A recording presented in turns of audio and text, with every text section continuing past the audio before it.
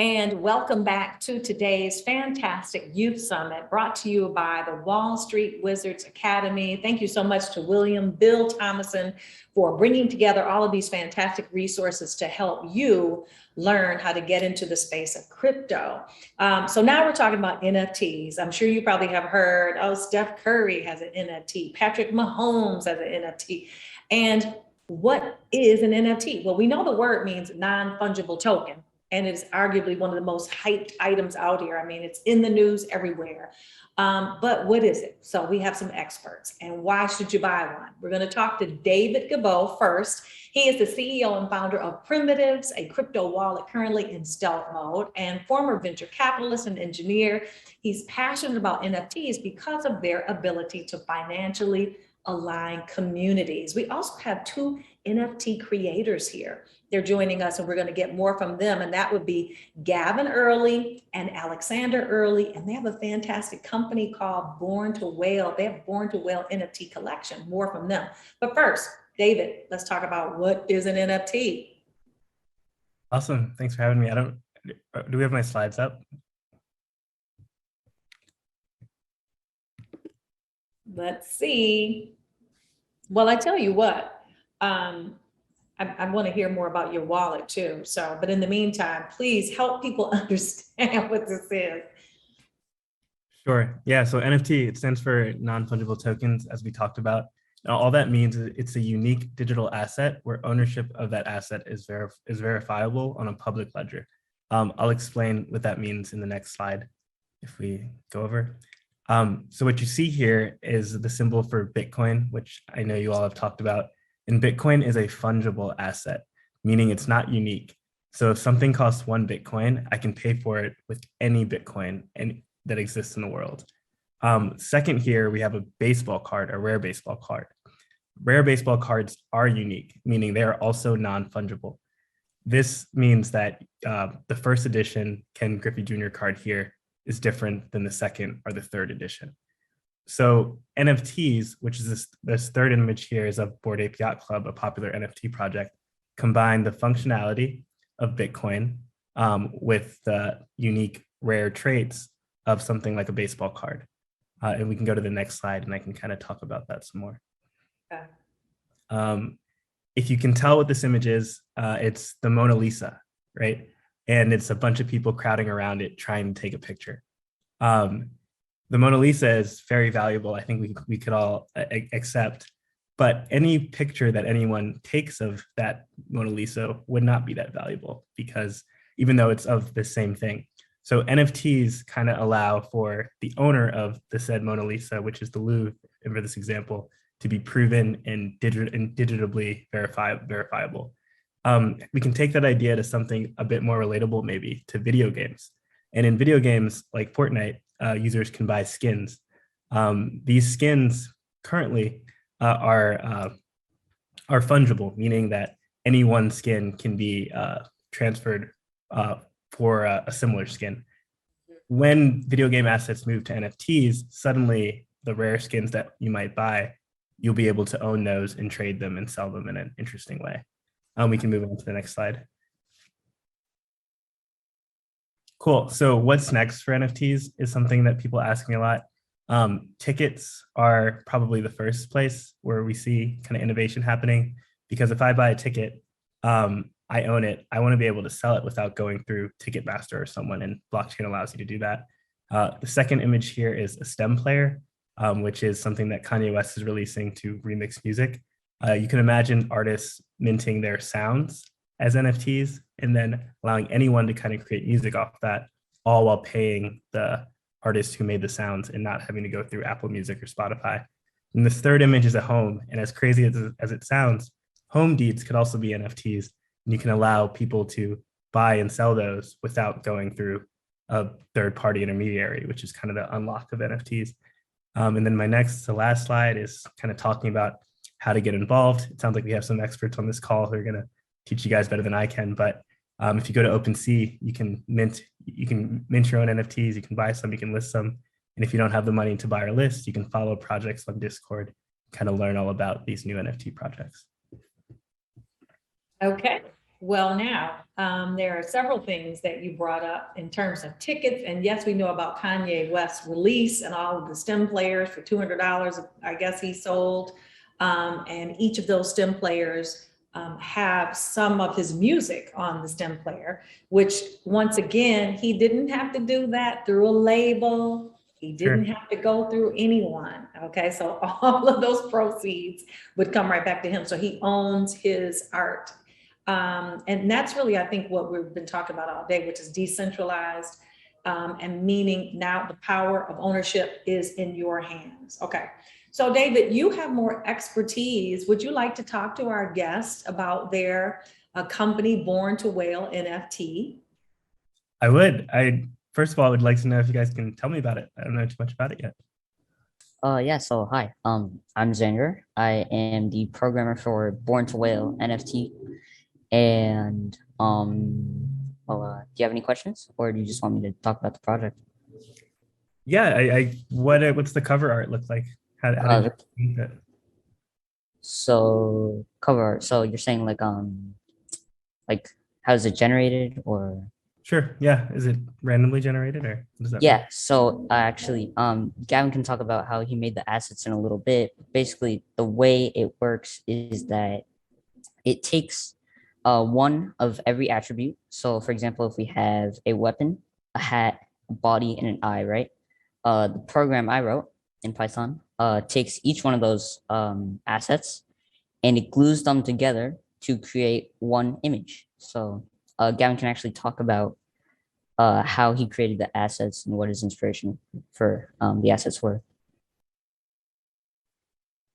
Yes, hello. I'm Gavin, and I am 10 years old.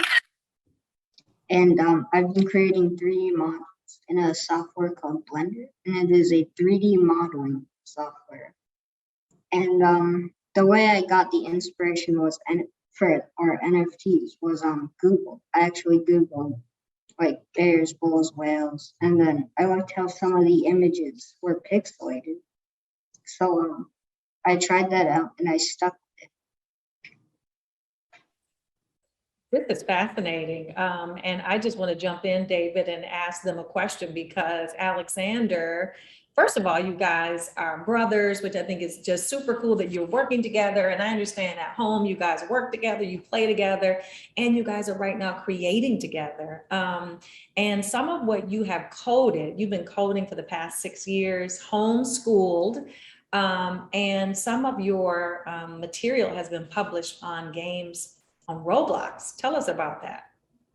Oh yeah, so I originally started Roblox around 2 to 3 years ago, and at first I had no clue what to do with it, but it uses a programming language called Lua. So originally, I found that YouTube was incredibly helpful for learning how to write in Lua. So yeah, that was really helpful. Is there like anything specific you want to know about it, or? Well, because we don't have a visual of what it was, can you just tell me what it was that actually ended up on Roblox? What would I have seen that would have been attributed to your creation? Oh, all right. So for Born to Whale, we recreated a mission from a game called Call of Duty, and we recreated a mission called No Russian. And basically we just made it so that instead of, fighting like a SWAT team inside the game, right?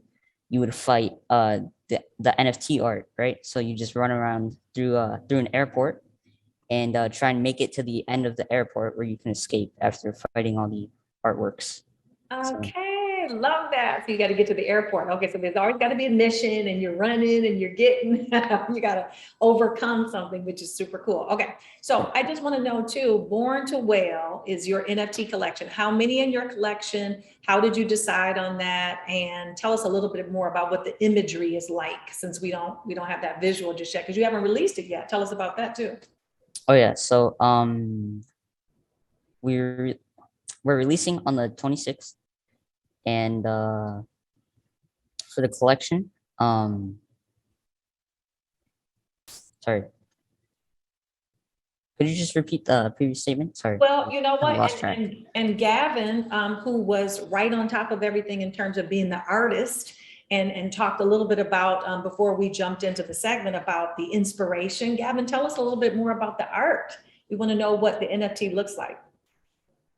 The NFT mostly consists of a body of a bull, bear, or whale, and then a randomly chosen hat, a randomly chosen weapon, and then maybe a suit. Sometimes there's no suit or like jacket.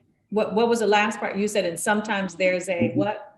Oh, and sometimes there's a jacket. It's not a jacket. Okay, and so these are like optional pieces that you can add on or not add on once it's within the game application?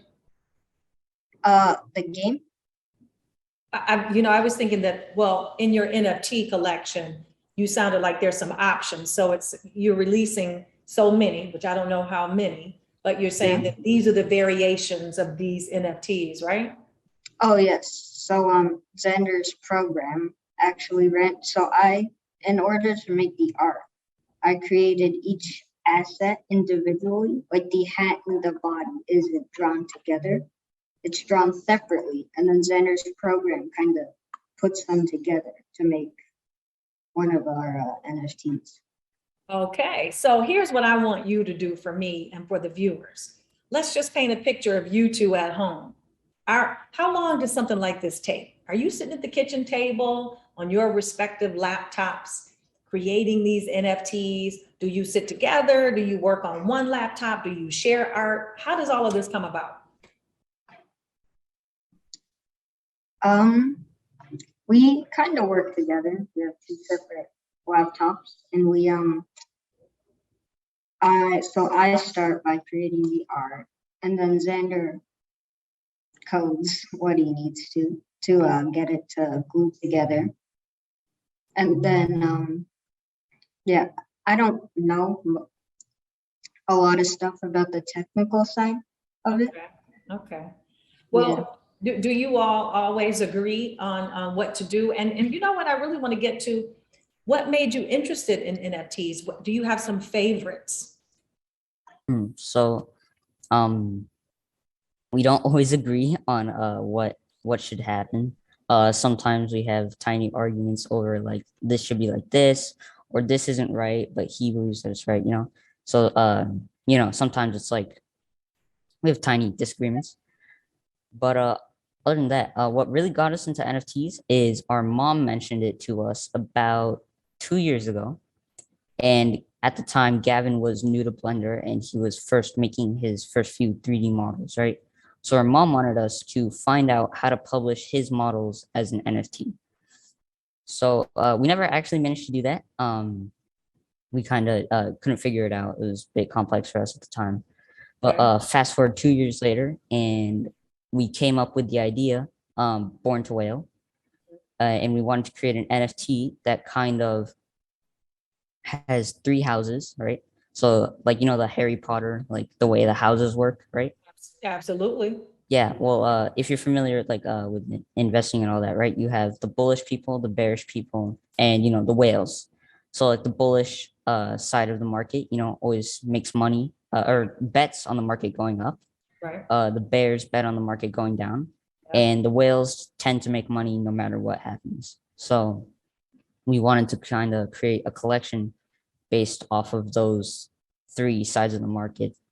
And so that was like the primary story inspiration for that. Okay, that's really exciting. So David, I want to get you back into this conversation. You have a crypto wallet that is launching, and just to once again give people this basic information, would this wallet be a place where if I were to buy one of the Born To Whale NFTs, I would hold my Born To Whale NFT in your wallet? Exactly. You would buy the Born To Whale NFT through our wallet, and you can hold it with us and share it with your friends if you're interested. I'm curious, what blockchain did you guys use to mint? Is it Ethereum, Xander or Gavin? Yes, we did choose to mint with the Ethereum blockchain because we felt that it was the most professional blockchain and that it was a lot of people were familiar with. Very cool. Yeah, so then they would show up in the Primitives app.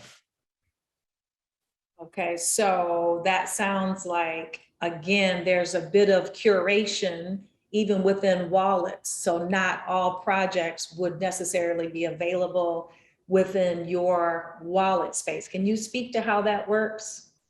Sure. There are a bunch of different blockchains, and our wallet has to choose which ones we support. Ethereum is one of the chains we support, as well as Solana and Flow. So we do curation on the collections, and we hope to bring the user collections that are interesting to them. Well, if while we're talking about, trying to get people to get a concept about NFTs, and I love the fact that you gave these unique examples, that it's not just art, but it also can have functionality attached to it and utility, meaning an NFT, if you buy it on a certain level, could in fact give you access. It's one more way to create a community. And I'm wondering if Aleksander and Gavin are doing that. Will there be utility with your NFTs? Maybe people can come and, I don't know, go to one of your soccer games or study or something, or maybe you're going to give them access to the next collection or something. Yeah, so basically what we plan on doing with this NFT is once our NFT launches and we make money off of it, we want to give back a little bit, and we want to help other creators like ourselves. We want to help fund them and help them launch their NFTs as well. So Born to Whale plans on expanding, being the parent company, the umbrella for multiple other NFT projects. Fantastic. So what you're saying then, it sounds like, Aleksander, is a part of, once you someone purchase one of your NFTs, a portion of the dollars raised will go into a fund, and you will help others to bring their NFT collections to the marketplace. Is that right? Yes. Well, that is super fantastic. David, this is just, these young men make it look like it's really easy. Let me talk to you about, when you talk about NFTs, digital artistry is important. Can you speak to where does a person find an art, or what art is most appropriate to be in an NFT? Or I think that expands to kind of what an NFT is, because you were giving us various examples. Yeah, I think so far what has stuck are like JPEG-like NFTs that are just flat images. But I think in the next couple of years, we're going to see more 3D model type NFTs and gaming asset type NFTs. So anything digital can be an NFT. And so far it's been these JPEG images, but in the future will be anything that is digital. I can also too. There's an artist, there are many, but this particular artist is a DJ out of Africa, and his NFT, I think it was King Debs, his NFT that was just released is not only three-dimensional, but it has movement. The background is moving. And you even said that deeds, which that would be more a two-dimensional photograph that can be an NFT, correct? Yep, exactly. Okay, so what do you, what I find remarkable about this team, Aleksander and Gavin, is the fact that, they have decided from start to finish to bring this NFT collection to the marketplace and create some utility, and they have a give back. This is pretty extraordinary, but I think that a part of decentralization in general is to make it accessible. So please break this down, David. Where would a person start if they said, you know what, I want to mint an NFT? Yeah, so an example that I gave is OpenSea. So you can upload a file and they allow you to mint. I'm pretty sure there's also a marketplace called Rarible, which again, once you have your digital file, you can upload to it, and then you can mint your NFT. And increasingly, there will be more places that take away the fees associated with minting, because there are fees specifically on Ethereum, and bring it so anyone can mint cheaply and quickly. So now let's go back now, because you just said something. You talked about fees, because often that can be the lockout for people. So is this what we hear when we say gas fees? Right. Yeah. No, gas fees are when people compete for space to get their token through. And if there's a lot of congestion on the network, they can be pretty expensive. Right now, they're actually not that bad, but that changes every day. Okay, and so for those people who want to stay up at like 5 o'clock in the morning and think, maybe there's no one else up, so I can mint now, right? And save money. Right. Well, what makes an NFT valuable? You know, I've done a little bit of my own analysis, and let's say right now, Aleksander and Gavin, they want to create a community of people who understand that, let's just be real, they're young into the game, and I think that gives them some allure. I mean, they're super cool brothers, and so there are some people that are going to want to follow them, which creates kind of a community atmosphere. Why Steph Curry bought certain NFTs. I've seen some NFTs, crypto punks or whatever it is, and they're all kind of this generative art. And I was wondering, and why are people paying all of this money? I'm trying to get it. Help me to understand so others can get that. Now I understand the how art can be fantastically subjective, and I understand some people, it's a blurb of black on white paper, and they go, "This is me, it's art. I'll pay $50,000 for it." How do we know, or is there any rhyme or reason to understanding the value of an NFT? Yeah, so right now, as you kind of alluded to, a lot of the value comes from the story. So whether you have some super cool artists like these that you want to follow and own something early, or something like CryptoPunks, which was arguably one of the first NFTs, has historical value to it. So you are buying for a subjective story, but increasingly you're also buying for the future utility. So sometimes projects have roadmaps that are public, but you're basically betting on, if I can own this asset early, the team that built that asset is going to build out some really cool experiences for me, whether that be access to an event, or maybe I get some types of token just for holding this thing. But you're betting on the projects, what allows you to speculate kind of early on the artist. Okay, we do have a question. We're going to get to your question, Liberty White, but you just hit on something, and I think it's really important, David, for us to talk about the token aspect of NFTs. It's like this ancillary value. So what do we mean by tokens in association with NFTs? Right. So an NFT is a token, and it's important to know that, because you can trade it and buy it and sell it on marketplaces without going through a third party. So that's kind of where the token part comes in, and that token's value rises and flows with the ebbs of the market. Now, David, we're gonna have to go back over that. And I say that because if viewers don't know, there are people right now with tokens associated with NFTs that are making them a lot of money on a regular basis. Right. And so you glossed over it like, oh, that's nothing. That's just that little old fine print, little extra stuff.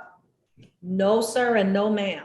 In fact, tokens are, so I want to get a better understanding. If there's some conventional financial product that we can say, it's kind of like when you this. Yes, I think so. The way you can kind of think about it is a stock in a company.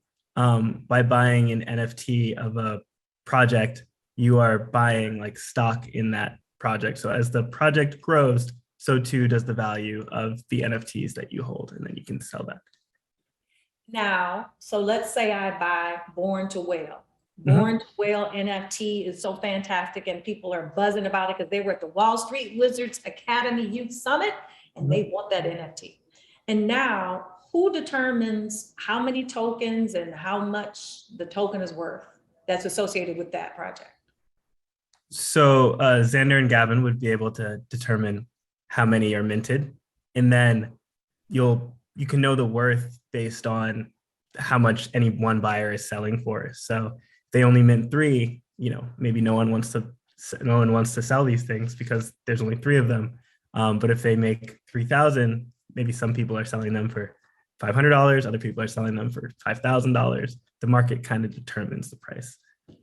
But Gavin and Aleksander can determine how many they want to put out there. Right. So there's a lot of, I think, okay, so practical question. So let's say a brand, let's say that before Gavin and Alexander, they were doing their Legos, because we talked about that. They like Legos, they're homeschooled, they're doing their deal. And maybe they had a website, and their website was about, hey, we're cool kids and we're doing just fun stuff. Now all of a sudden they have an NFT. Can they sell their NFT on the website? Do they connect the website? Why does that work? Well, they can. It sounds like Xander's a talented programmer, so he would have to build that into the website. In the near-ish future, there will be easier ways to do that, similar to how Shopify made it easier for people to build a store online.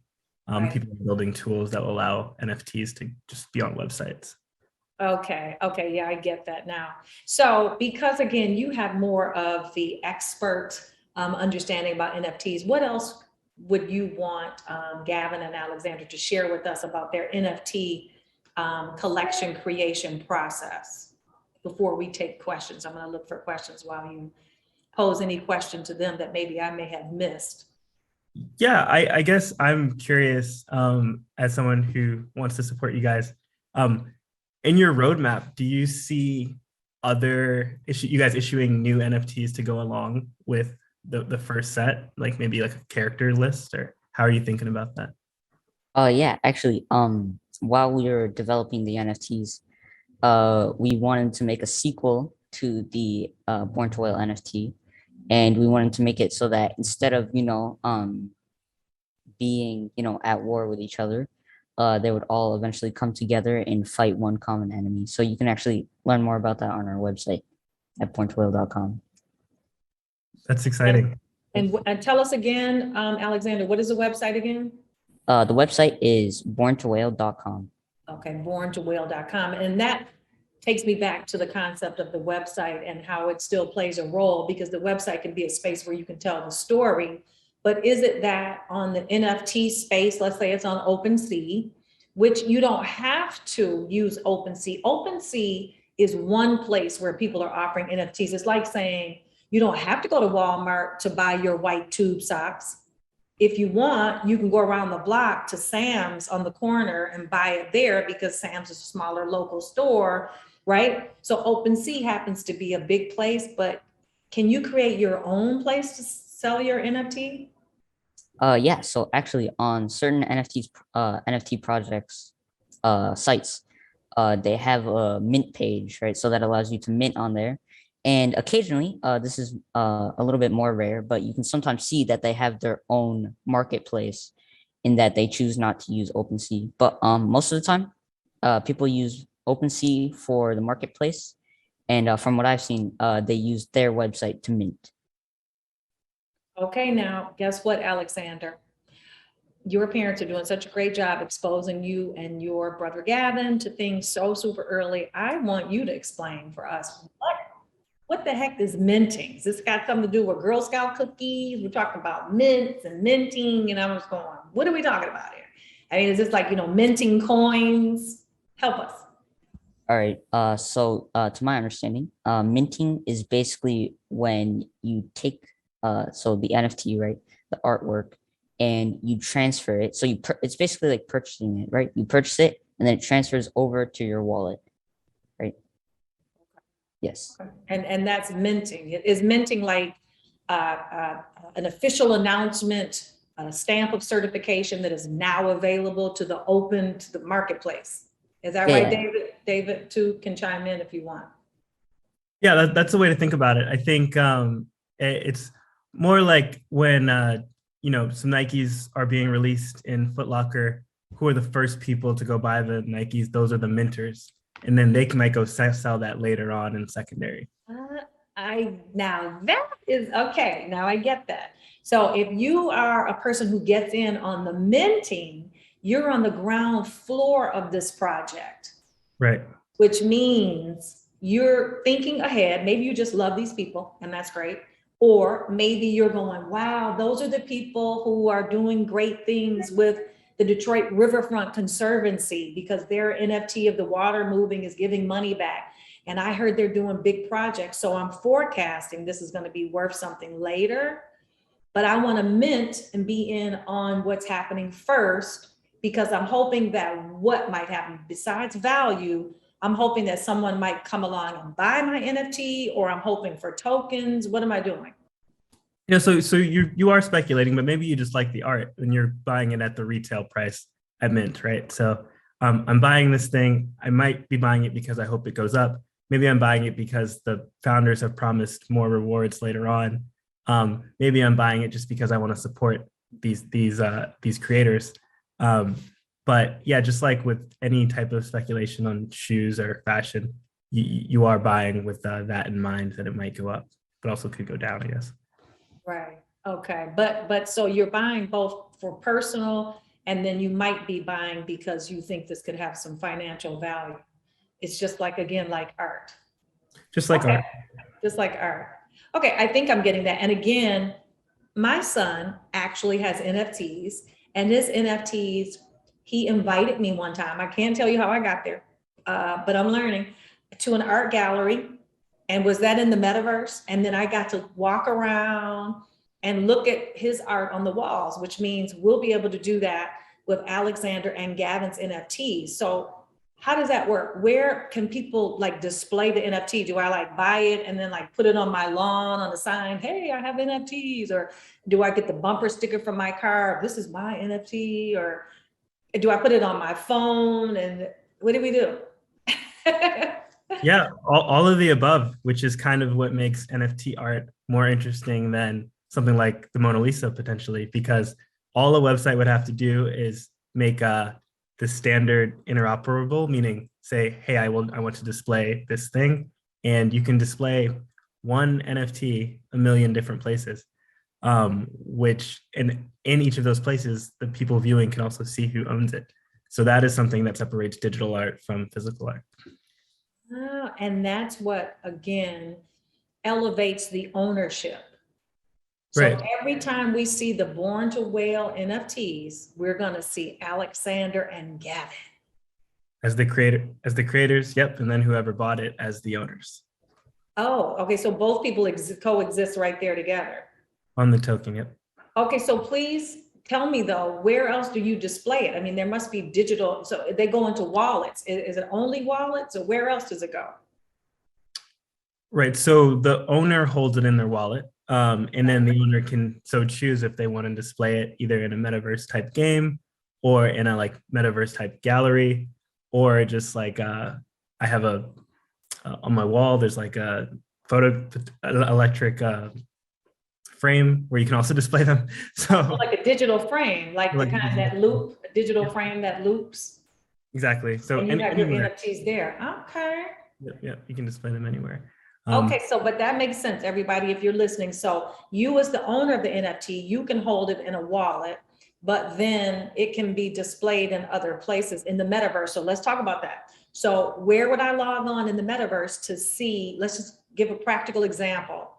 And is that fee-based? I mean, and is that based on whoever owns that metaverse space? I can. So there's one game that's kind of popular. It's called Decentraland. And if a user displays their NFTs there, it's up to the owner of the land, right? So like the owner of the land can say, hey, you can't come and view these unless you pay me, this fee, or anyone can do it. So it does kind of map the real world. Okay, okay.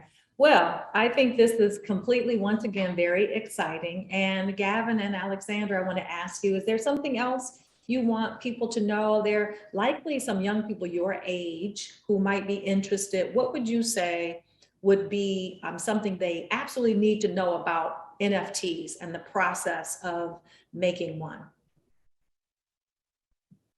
All right. So I think, oh, that's my fire alarm. Oh, give me 1 second, okay?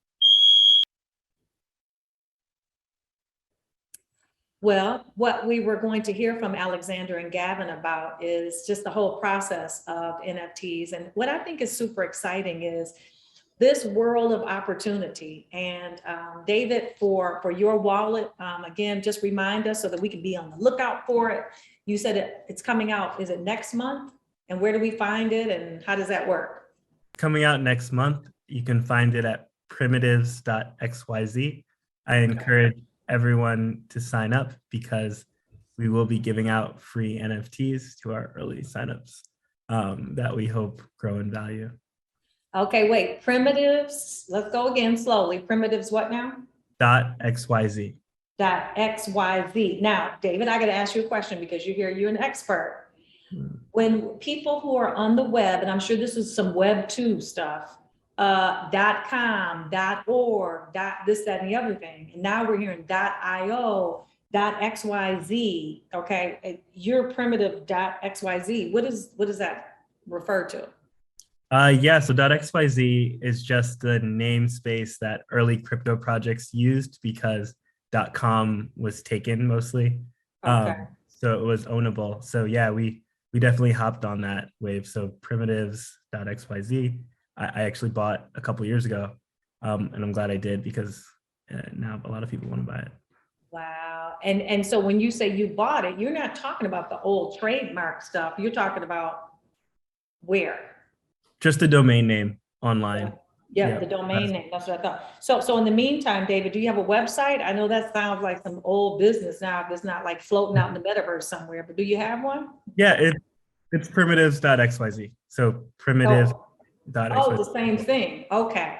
Okay. And that's where you would be able to get the wallet as well, right there on your website. Exactly. Yep. We'll send you an email when we launch in a couple months. Okay, so does everybody out there understand? Nod your heads in unison. You know I can't see you, but I feel all the nodding of the heads, Bill. that you understand that, and David helped me, that you download this wallet and you can hold it just like you have apps, and my phone is here somewhere amid the mess. But so you hold your wallet on your phone. Now, you know what I want to know? What happens when you transfer from one phone to the next? Does your wallet automatically go over? And is that when you need that seed phrase? So you hit the nail on the head. As long as you have the seed phrase, you can put that into any crypto wallet and all of your assets should populate there. Which is why you also want to protect that seed phrase. Well, guess what? I got a new phone. I got a new phone the other day, and no, my seed phrase, fortunately I hadn't populated that, but my seed phrase, it was not working. So David, where's the customer service number? Oh no. So we will have a customer service number, but a lot of blockchain companies don't. And that's one of the problems with this. And so viewers, I want you to hear that. That's why when you have this new revolutionary space, it's important to go into trusted spaces, and you've vetted that. So customer service number, I don't care, digital is great, but I need a human being when I have a problem, So Gavin and Aleksander, we wish you all the best with your Born to Whale. I'm excited to look forward and have my children look forward and myself so that we can put it in our wallets. I appreciate what you're doing and the fact that you're being creative and that you're using some of your skills at home to really participate in the marketplace. And David, I'm excited about the wallet, the Primitives wallet. So before we head off to our break, I just want to tell you all, thank you so much. But coming up next, Wall Street Wizards, speaking of NFTs, they have their own NFT collection that just dropped right after this short break. You want to see it, you want to get it, we'll be right back. It's game time. We got a brand new game for y'all. It's called Pay Attention.